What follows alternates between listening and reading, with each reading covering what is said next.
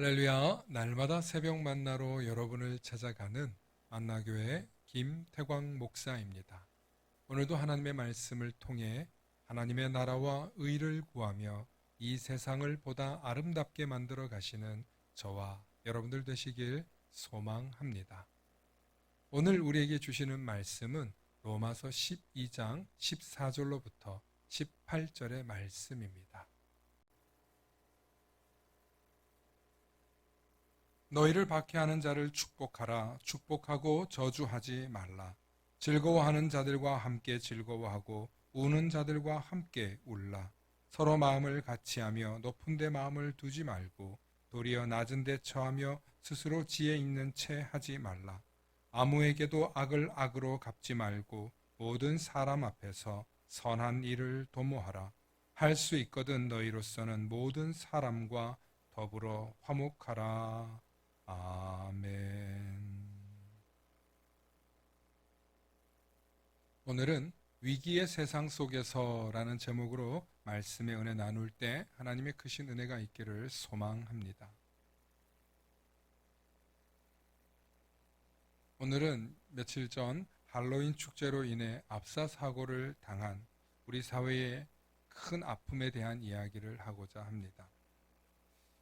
우리 사회에서 압사 사고가 얼마나 있었을까요? 이렇게 대규모로 압사 사고로 사람들이 사망한 적이 과연 있었을까? 한번 살펴보니 대한민국의 압사 사고가 1960년 1월 서울역에서 31명이 압사 사고를 당했고 2005년 10월 3일 경주 상주시민운동장에서 콘서트 현장에서 11명이 압사로 사망하였고 162명이 부상을 당했다고 합니다. 그런데 최근 2022년 10월 29일 토요일 이태원 할로윈 축제 현장에서는 압사 사고로 무려 156명의 무고한 생명들이 명을 달리하였고 수백 명이 현장에서 즐거운 축제 현장을 갔다가 큰 사고를 당해 크고 작은 부상을 당한 것입니다. 이 일로 인해서 전 세계가 충격을 받았고 대한민국의 온 국민들이 마음 아파하고 계십니다. 무엇보다 사고를 당한 당사자들과 가족들은 얼마나 큰 충격을 받았겠습니까? 그분들에게 크신 위로가 있기를 소망합니다. 무엇보다 소중하게 키워온 아이들을 먼저 떠나보낸 부모님들의 심정은 아마 말로 다 할 수 없는 고통의 시간일 것입니다. 이럴 때 사람들은 이런 생각을 하죠. 세상 참 불공평하다. 하늘도 참 무심하다. 어떻게 이렇게 끔찍한 일이 일어날 수 있을까?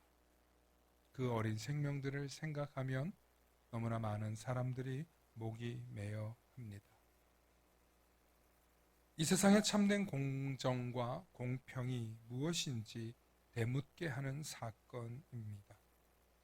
하지만 근본적으로 우리가 이런 사건을 당했을 때 아파하는 가장 큰 이유는 이런 사건이 나에게도 닥칠 수 있다는 두려움과 안타까움, 또 그런 상황이 생겼을 때 과연 나는 어떻게 해야 하나, 우리는 어떻게 해야 하나 하는 근본적인 두려움이 우리 내면 속에 잠재하고 있습니다. 무엇보다 이런 대형 참사가 발생했을 때 우리 그리스도인들은 어떻게 해야 할까요? 저는 오늘 우리 그리스도인들이 이런 일을 당했을 때 기도해야 할 것을 당부드리고 싶어서 만나를 준비합니다. 첫째, 누군가 이런 비극과 슬픔을 당했을 때 그 아픔을 공감하고 함께 마음 아파할 수 있는 그리스도인들이 되셔야 합니다. 결코 비난하거나 평가하거나 정죄해서는 안 됩니다.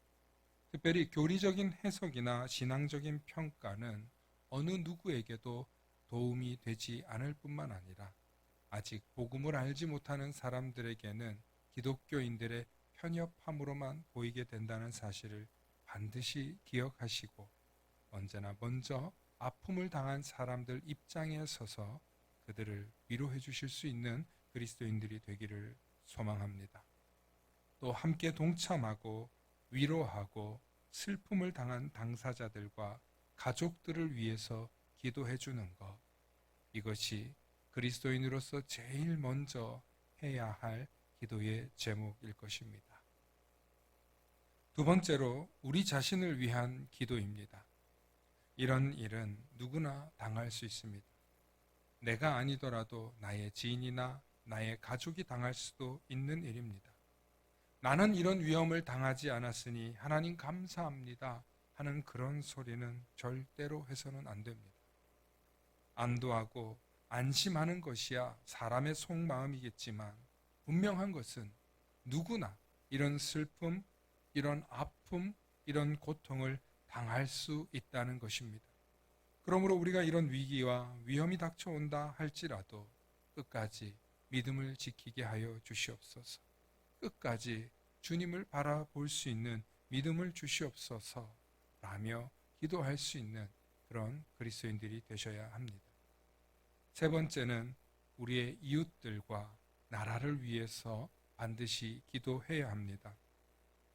과거 세월호 참사를 보면서 나라가 이 문제로 인해서 상당히 아파했습니다. 처음에는 아파하고 충격에 빠졌죠. 그러나 나중에 이것이 정치적인 진영으로 도화선이 되어 나라가 혼란스러워지는 일을 경험하지 않았습니까? 그러므로 이런 시기일수록 나라를 위해 또 국민들을 위해 함께 기도하고 온 국민들이 한 마음 한 뜻이 되어서 정치 진영에 휘둘리지 않고 온전히 믿음의 자세를 견지할 수 있는 그런 그리스도인들이 되셔야 합니다.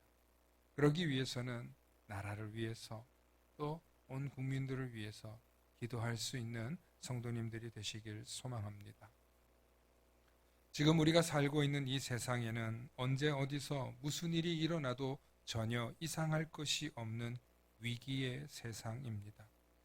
더 이상 과거의 기준으로 세상을 바라볼 수 없는 급변하는 정세와 시대를 살아가고 있고 전혀 예상할 수 없는 위기와 재난이 찾아오고 있습니다.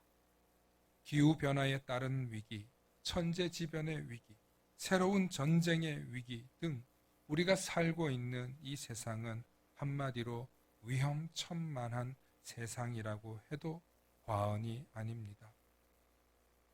사랑하는 성도 여러분, 이런 위험천만한 세상 속에서 오늘도 하나님을 바라보며 허탄한 곳에 마음을 두지 않고 날마다 하나님의 말씀을 사모하고 구원의 확신 속에서 살아가시는 우리 모든 성도님들 되시기를 소망합니다. 그러기 위해서는 말씀을 가까이 해야 합니다.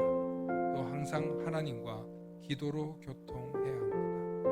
오늘도 복음을 들고 하나님과 함께 동행하며 예수 그리스도를 의지하며 살아내시는 우리 모든 성도님들 되시길 축원합니다. 축원합니다. 샬롬.